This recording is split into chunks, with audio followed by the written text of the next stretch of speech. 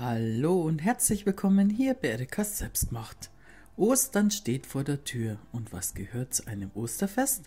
Ein Osterlamm. Ich zeige euch heute dieses leckere Osterlamm mit Limoncello.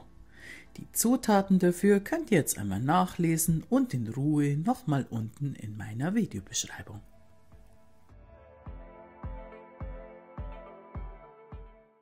200 Gramm zimmerweiche Butter geben wir in eine Rührschüssel.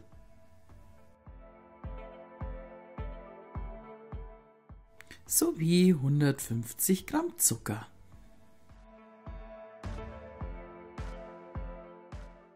Und ein Päckchen Vanillezucker. Die 3 Zutaten verrühren wir dann so lange, bis sie weiß-cremig geworden sind.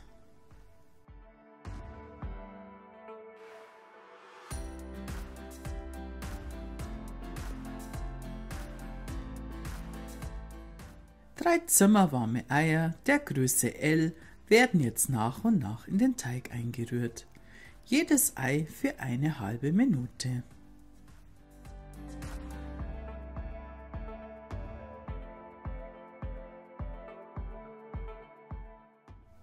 Jetzt geben wir Ei Nummer 2 hinein und nach der halben Minute geben wir Ei Nummer 3 hinein. Und auch wieder eine halbe Minute einrühren lassen.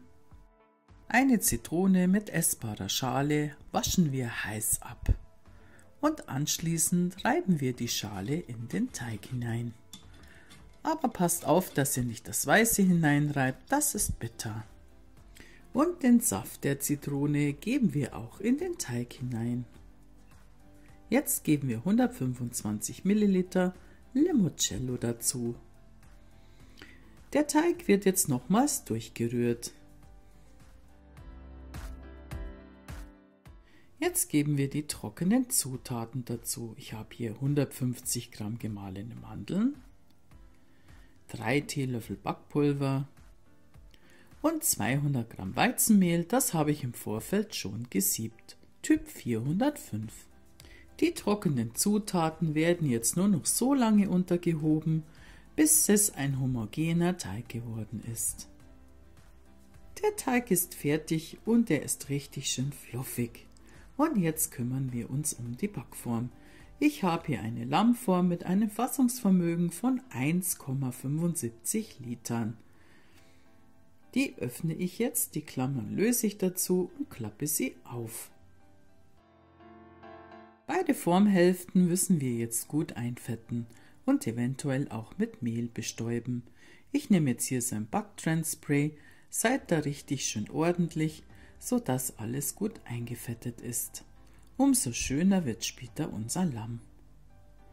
Ich gehe dann hier noch mit einem Pinsel drüber, dass ich auch jede Falte erwische. Die eingefettete Form klappen wir dann zu und verschließen sie fest mit den Klammern.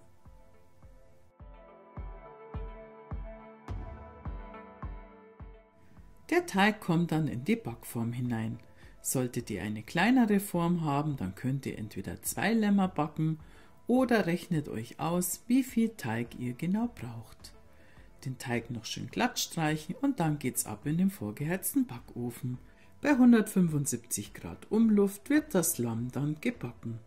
Stellt zur Sicherheit auf die vorletzte Schiene ein Backblech darunter, falls Teig ausläuft. So seid ihr sicher, dass nichts passiert.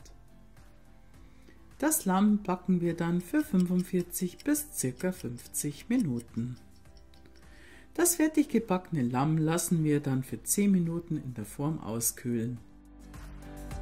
Anschließend die Form seitlich hinlegen und mit einem scharfen Messer den Boden des Lammes noch begradigen.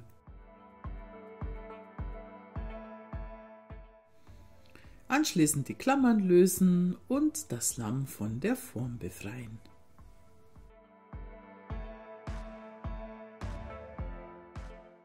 Das Osterlamm lassen wir dann auf einem Abkühlgitter gut auskühlen, so sieht es übrigens von innen aus. Und jetzt wird es noch mit einem Zuckerguss verziert. Dazu nehme ich 125 Gramm Puderzucker und gebe ca. 3 bis 4 Esslöffel Limoncello hinein. Den Zuckerguss rühren wir uns dann an, er sollte schön zähflüssig sein. Ich habe jetzt hier mit einem Pinsel den Zuckerguss aufgetragen, aber das Gesicht habe ich freigelassen.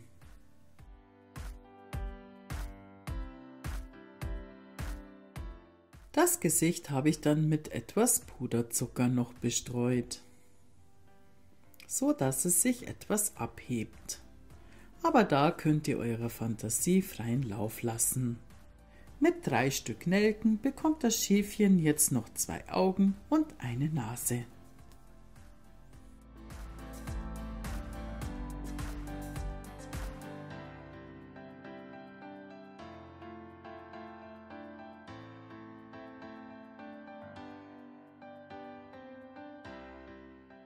Das Osterlamm bekommt dann noch ein Glöckchen umgebunden.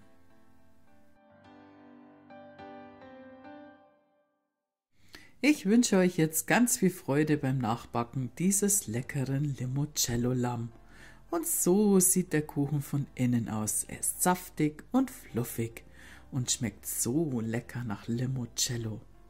Ich wünsche euch jetzt alles Gute, frohe Ostern, bleibt's gesund und ich würde mich freuen, wenn ihr das nächste Mal wieder reinschaut. Hier, Perekas Selbstgemacht. Servus.